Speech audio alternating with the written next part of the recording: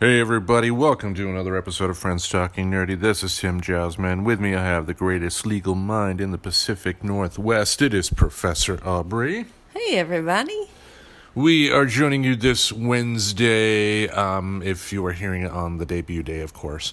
Otherwise, you're hearing it in our lovely archives, to talk about the series finale of Loki. Episode 6 is set to drop here within 10 minutes' time on Disney+. It's very exciting. Very, very exciting because we still do not know who the big bad guy is. Even though there is speculation, the speculation comes from people like myself who know the history of the comic books.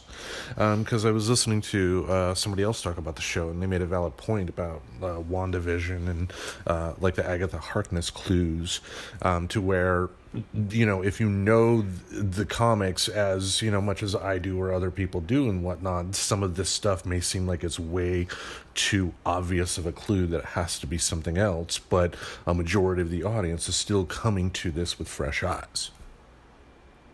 Yeah, like me, because I wouldn't be able to speculate based on the comics what's going to happen in the show, because I haven't read any of the comics, right? Yes, you were off in law school. Imagine that. You don't have time for comics. Yes. Well, there you go. Yeah. So, anyway, episode 6 is set to drop, and by all accounts, we haven't talked about anything related to the show. But before I do talk about anything specific here, just remember we're probably going to talk about spoilers. Most likely, we will be. So consider from this point forward spoiler country. If there's something about Loki you don't want to have spoiled, do not listen to the rest of this until you have done so. So 3, 2, 1. Okay, we are more than likely going to see the debut of a character by the name of Kang the Conqueror. Oh, okay. In one way, shape, or form. It's already been announced that character will be in Ant-Man and the Wasp: Quantumania, going to be played by a gentleman by the name of Jonathan Majors, who is the star of Lovecraft Country. And he will be Kang. Now, when the series went into production, there was, you know, a lot of it was filmed during the pandemic, and Marvel did a great job of stifling any potential leaks that came out, so nobody had any sort of clue as to what to expect with this show. But just all of the clues are pointing to a reveal of Kang. But that's the interesting thing as well, because Kang, being a time traveler and a villain, appears in different time periods as different people. So we may see a variant of Kang. It may not be Kang per se, but it could be Immortus, which is an older version of Kang that went back to ancient Egypt and became like a god. Oh, cool. Yeah, and things like that. And then there was like a shot in episode 5 that even I missed. It was the old Avengers Tower in the destroyed New York City, but it didn't have the Avengers logo on there. It had the name of a particular corporation. And in the comics, the owner of that corporation that bought Avengers Tower was Kang. I see. So that gave it away entirely.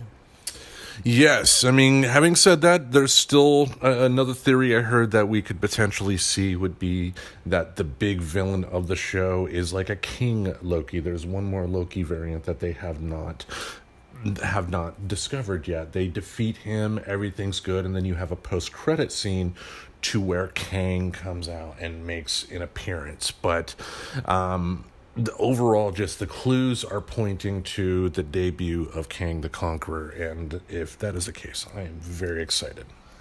That is very exciting. Sounds like Kang would be a great villain and to introduce into the TV shows and the movies, since he can travel across time, cross-play, different locations. Like, what a great character in a movie that you could do lots of really interesting things with. And Kang is a distant relative of Reed Richards of the Fantastic Four. Fantastic Four. Now, is Reed the one that turns himself into the thing that you need, or is he the one? He's the scientist, the one with that can stretch. Oh, stretchy guy. Got you. Yeah, the thing you're thinking of, that's Ben Grimm. Okay. Yeah, so there's a lot that we could potentially see here. I'm gonna update the feed here on Disney Plus because the moment that episode hits, we're just gonna hit play and go from there. But overall, I'm excited. There we go. It is here. Okay, so episode 6, for all time, always. The clock is ticking in a season finale, which finds Loki and Sylvie on a date with Destiny. So kick back, relax, enjoy this little musical interlude, and when we return, we will give you our thoughts on the series finale of Loki. That's right. Au revoir.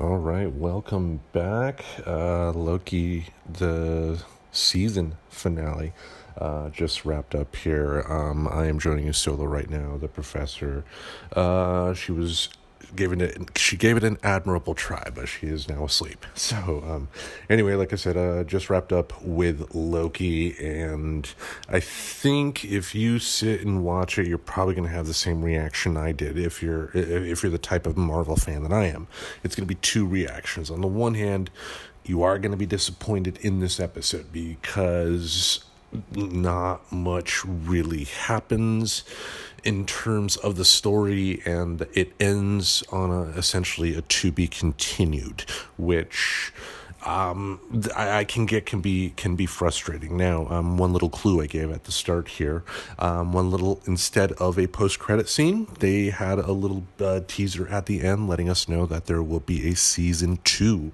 of Loki, so the story will continue, but a majority of the story was taken up with Loki and Sylvie meeting up with He Who Remains, played by Jonathan Majors. And Jonathan Majors, we met Kang the Conqueror for the first time, and he gave a big speech about ultimately he was able to stop the multiversal war, and that he is the one who's balanced the timeline, and that if Sylvie murders him, then the other versions of him, He Who Remains, Kang the Conqueror, will be unleashed.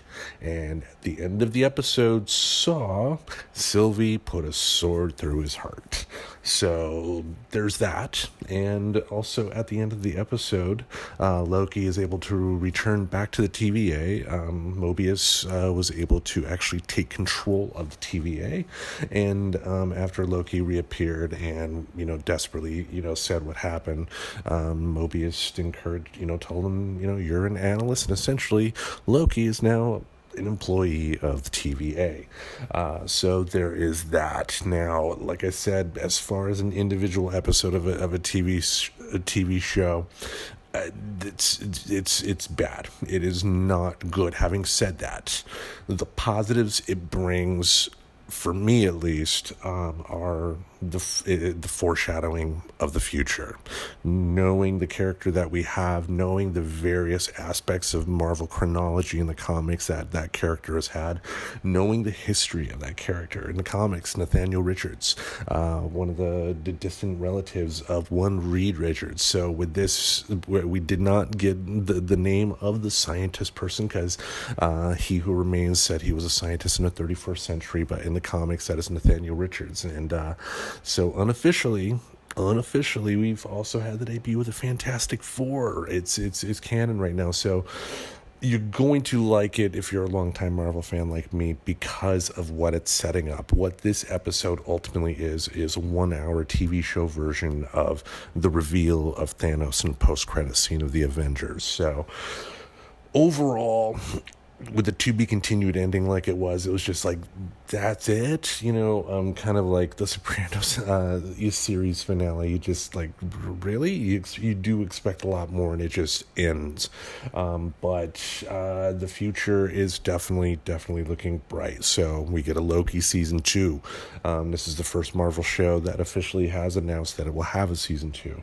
And some of the other shows, of course, have not. Like WandaVision, I believe, is just going to be the one season. season, and they were nominated for a huge amount of Emmy Awards, so good for them there. But definitely excited. Kang the Conqueror is here, and if I had to speculate at this point with how he described everything going on, I would speculate that the next big Infinity War Endgame type of story that they will go for, at least in title, it'll most likely be something different, is going to be Secret Wars.